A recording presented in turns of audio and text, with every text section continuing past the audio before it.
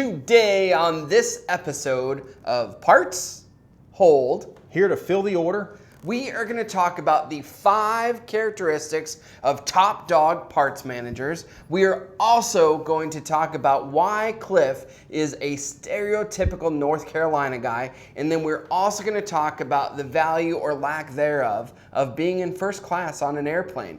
I'm Christian Lafferty. This is Cliff Honeycutt. And you are here watching Parts Hold.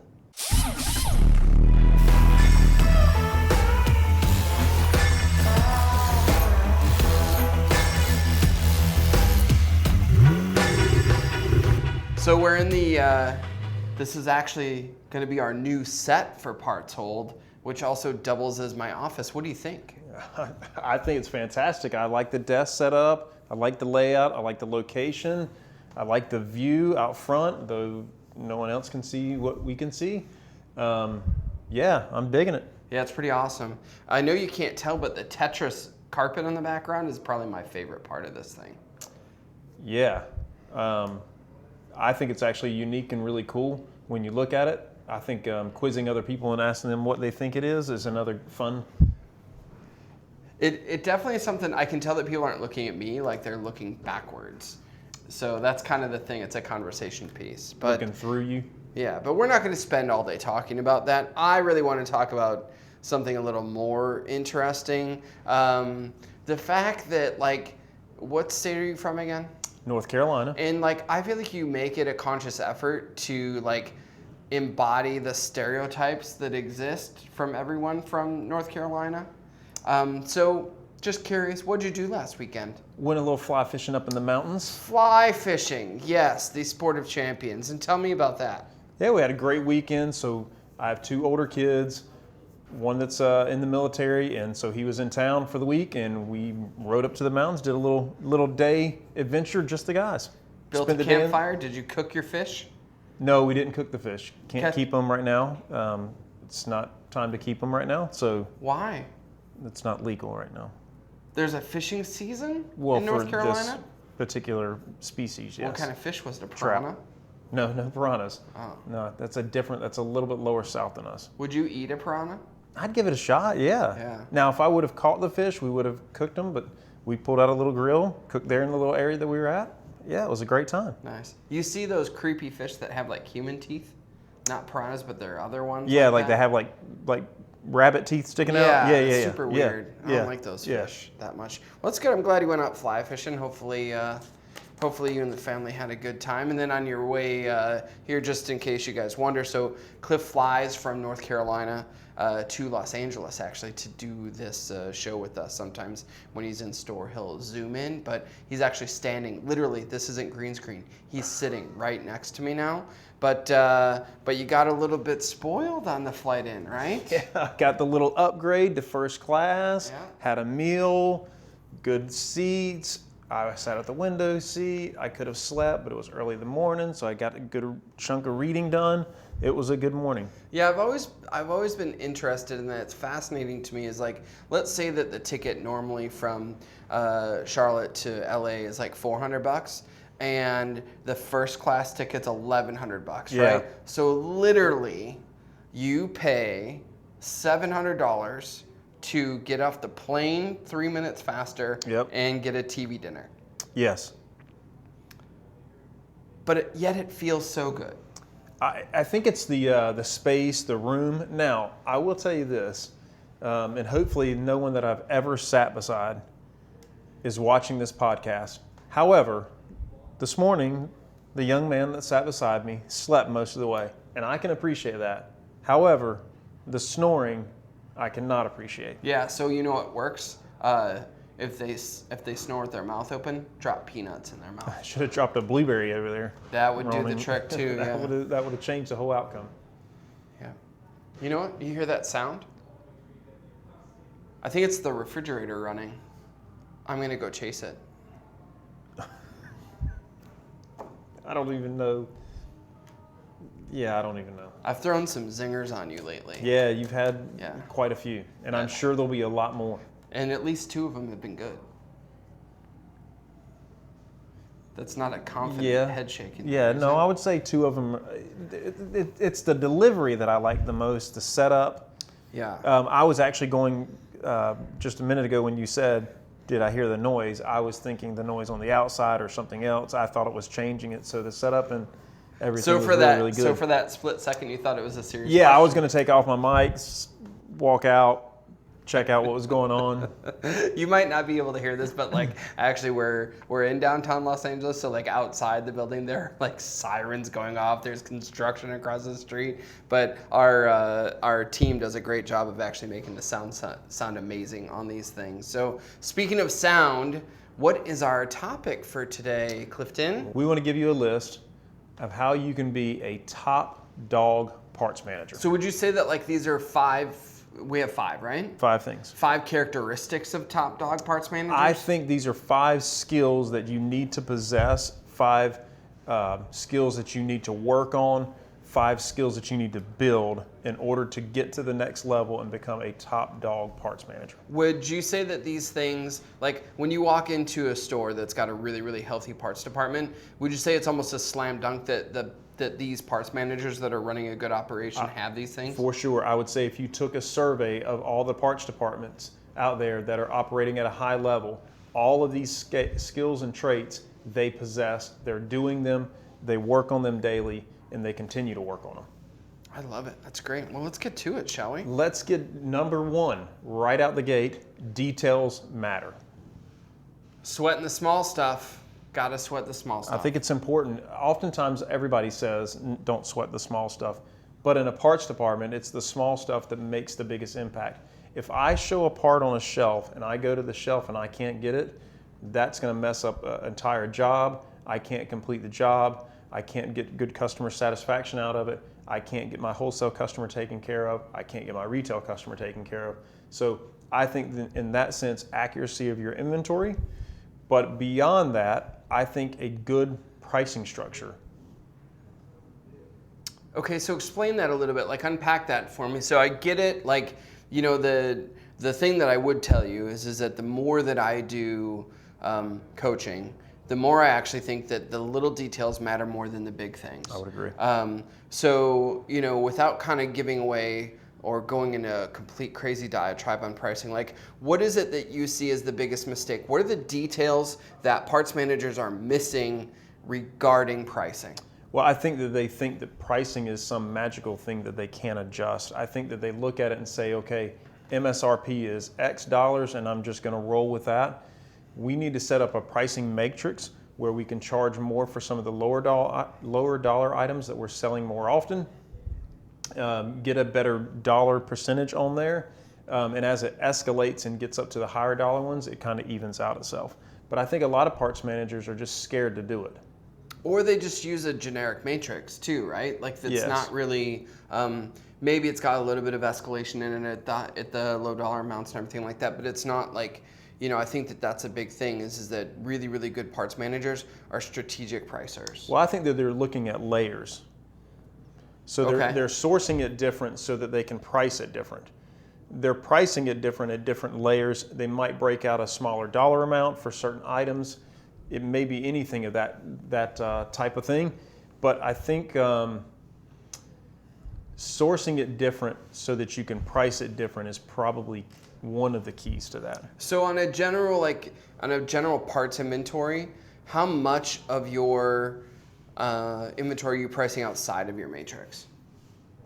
Meaning, am I pricing below my matrix that I've got set up? No, you can also price above your matrix absolutely, too, right? without question. So, but there's always a certain number of part numbers that are what I call price protected, where you're actually manually putting in what the price is. I would agree with that. Yeah, so like a family pricing, that type of thing. Yeah. Yeah. By percentage, is that what the question was? Just a guess.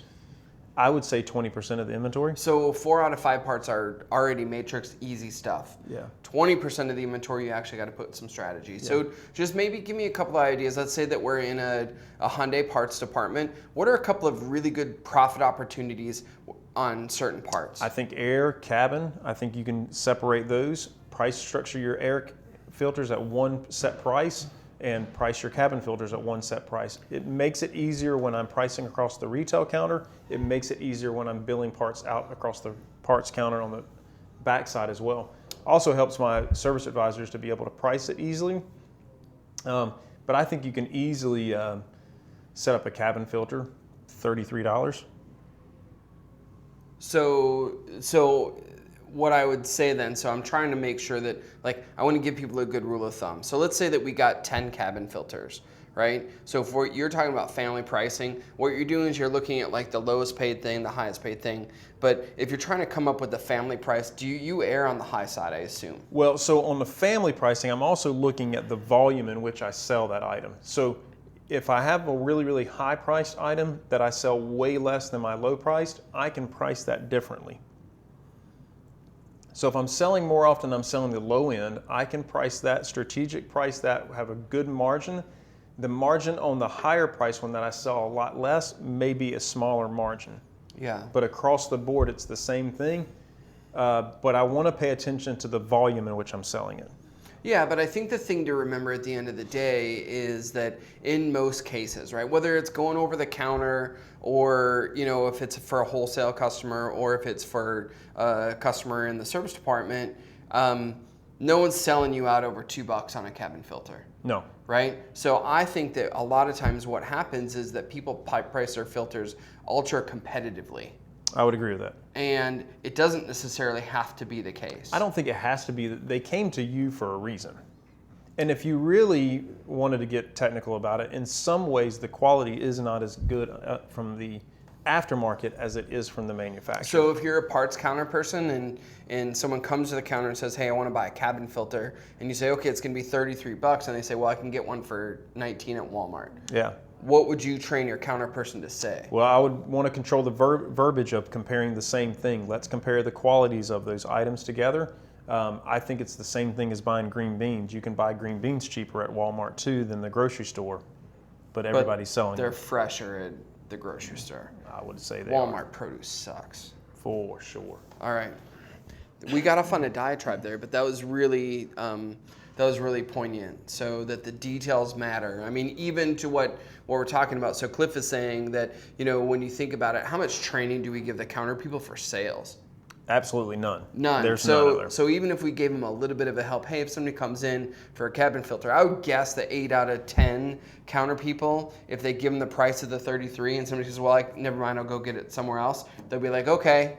Absolutely, they're going to let them walk. Yeah. So I think that there's probably, even that's a detail. Like, are my people trained to overcome a price objection? I think every layer you've got to make a list of priorities within your department and then start whittling away at those items. But everything, no stone left unturned. Yeah. I think you got to look at everything across the board. I agree with that. That's great. All right. Number 2 is play the game.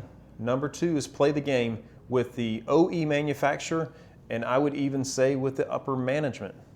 And I think you have an interesting take on the upper management, but I want to talk about the OE manufacturer for just a second. There. Because I think oftentimes they bring into a program and we automatically shut it down.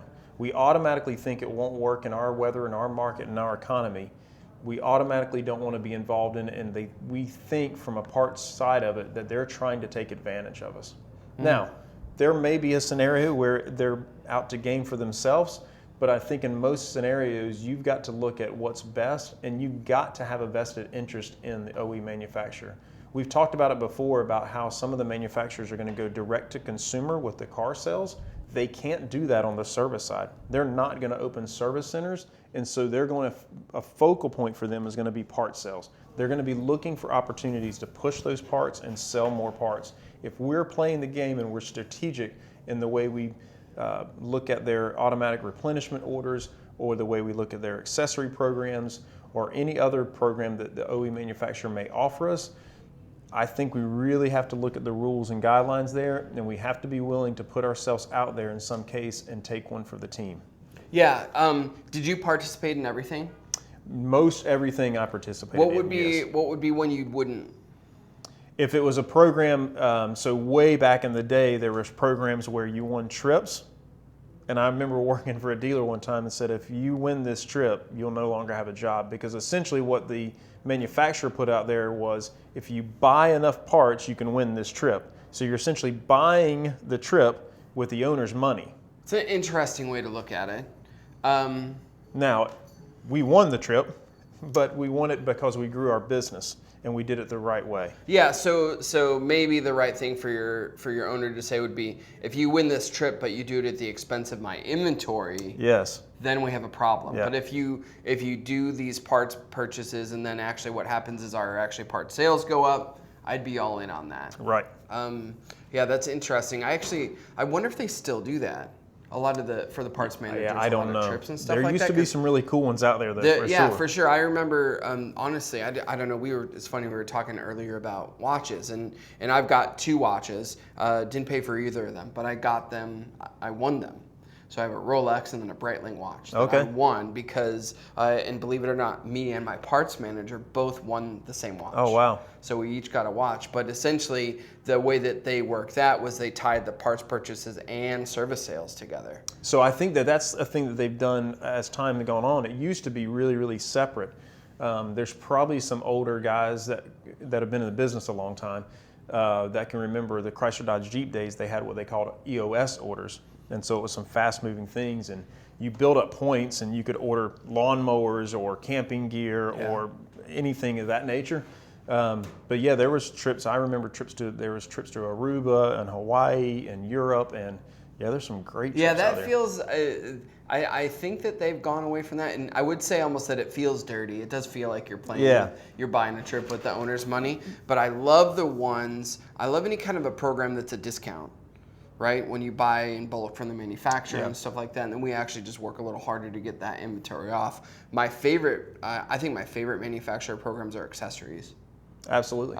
Because it's just an area where we in so many stores, the parts departments fail at recognizing that. And I don't want to completely give away Cliff's thing, but like the way that he looks at a parts department is multiple businesses within the parts department, and that accessories are one of those things. But anything that like can, brake pads, for example, is one of the things that always pops in my head, like where they'll give you the 10% rebate on brake pads. But like, honestly, that you'll do X brake jobs over the next 12 months. Honestly, I don't care if I carry a brake pad for 6 months or 8 months or 9 months, because I'm going to sell that thing eventually. Yeah. I mean, a super session on a brake pad doesn't happen very often because there's not really a lot of complexity in brake pads. So like, if it's something that I don't think will go obsolete, I'd be a huge fan of that kind of program. Absolutely. And you can play it and be strategic in the way you approach it. So let's talk about the other half of that, and I'm going to call this, and this is probably something that we probably haven't done a really good job in our business of really teaching parts managers about this. And this is what I call managing up. So thinking about the average dealership,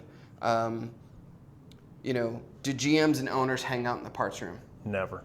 Why? Rarely. Yeah, why do you think that is? Because they don't understand it. That's right. So they can stay in the front and they don't understand it. And parts managers actually, I would say they get comfortable with that.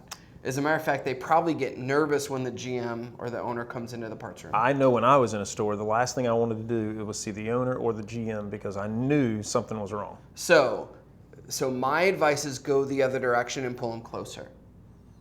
Manage it up, because what happens is the more that your GM and your owner understand the business of the parts room, you're going to get more leash. You're going to get more rope on the leash, which is what you want, because there's sometimes as a parts manager that you want to take chances. And like I said, maybe you want to take advantage of a manufacturer program. Maybe you want to get into business with an aftermarket accessory provider, window tint, wraps, all that other stuff that you can do.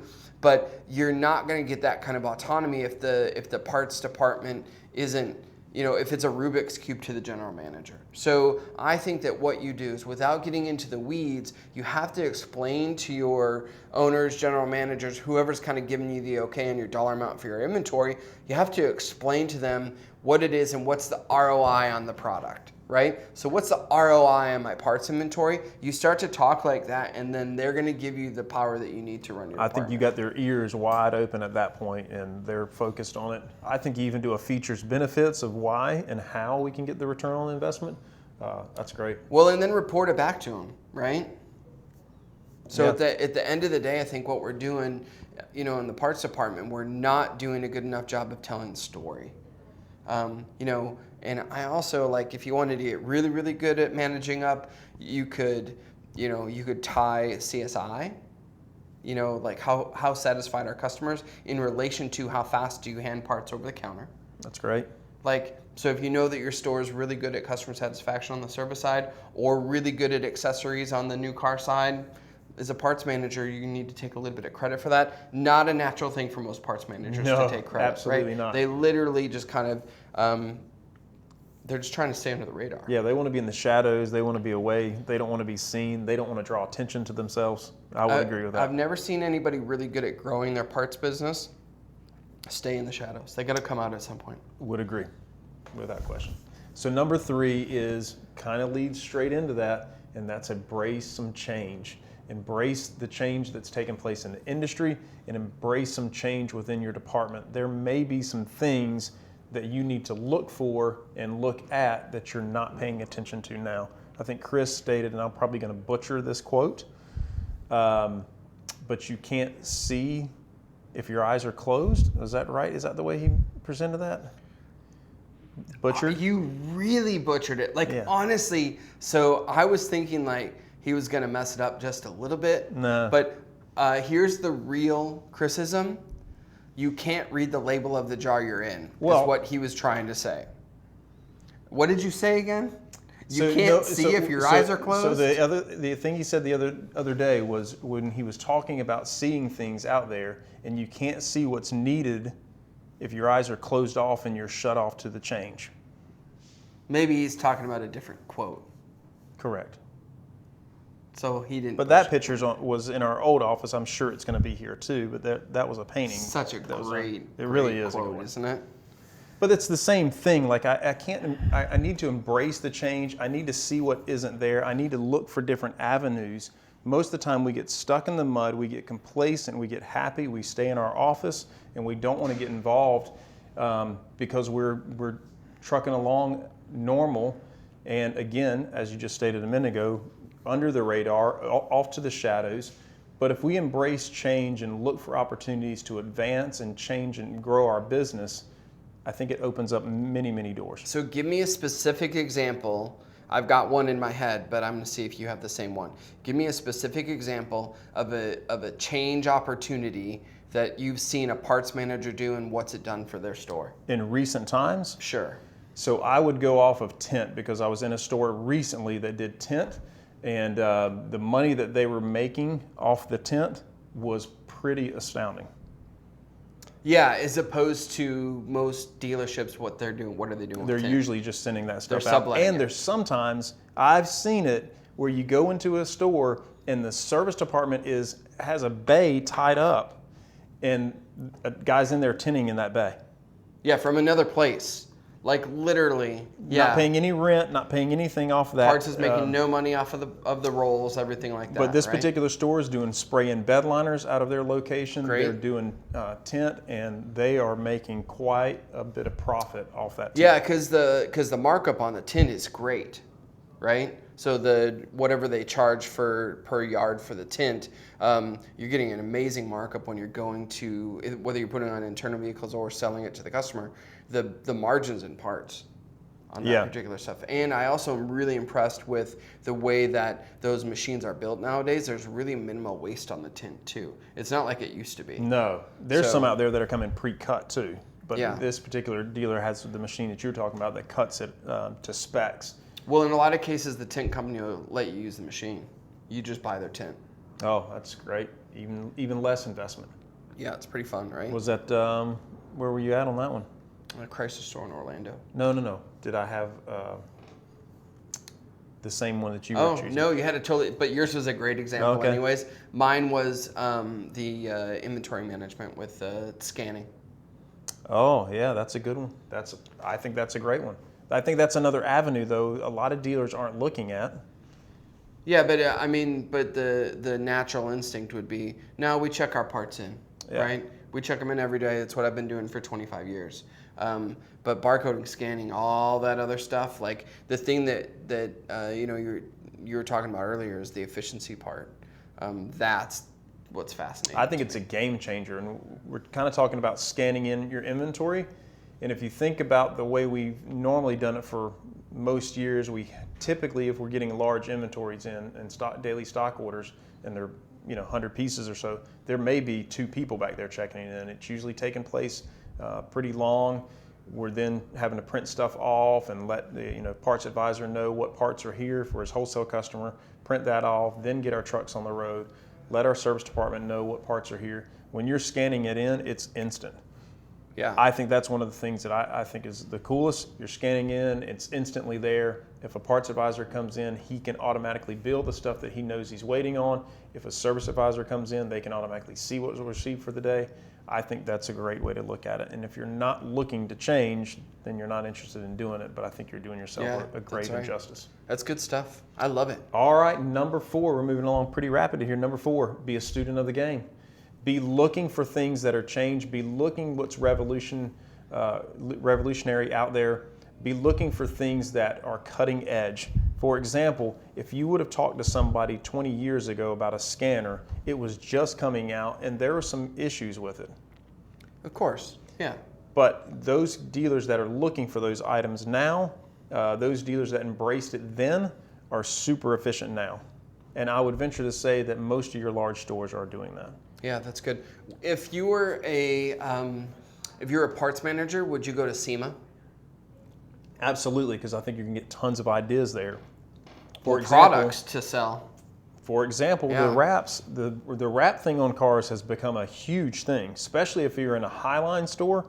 That's enormous. I think of somebody around the corner from me where I live.